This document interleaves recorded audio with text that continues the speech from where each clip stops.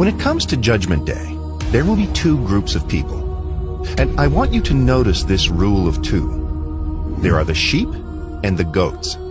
Matthew 25, verse 32 to 33 says, "All the nations will be gathered in his presence, and he will separate the people as a shepherd separates the sheep from the goats.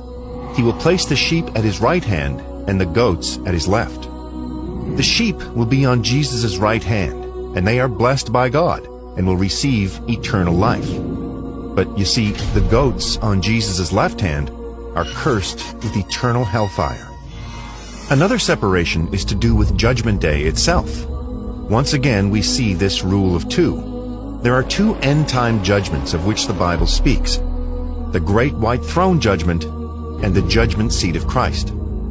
For the Great White Throne Judgment, only lost people appear at that judgment. Everyone there is cast into the lake of fire. The judgment is to determine their degree of punishment. This judgment is detailed in Revelation 20. And then there is the Judgment Seat of Christ, which is detailed in 2 Corinthians 5, verse 10. Only Christians will appear at this judgment. It is a judgment to determine eternal rewards or the loss of them. It has nothing to do with determining salvation. Now, I could go on and give you more examples of this rule of two in the Bible.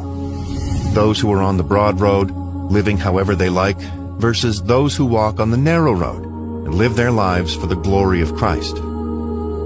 There are those who will fulfill the prophecy given to us in 1 Timothy chapter 3, verse 1 to 5, which details that in the last days people will be lovers of self, lovers of money, proud, arrogant, and so forth. And then there are those who will fulfill the prophecy given to us in Acts 2, verse 17, which says, "And in the last days it shall be, God declares, that I will pour out my Spirit on all flesh, and your sons and daughters shall prophesy, and your young men shall see visions, and your old men shall dream dreams."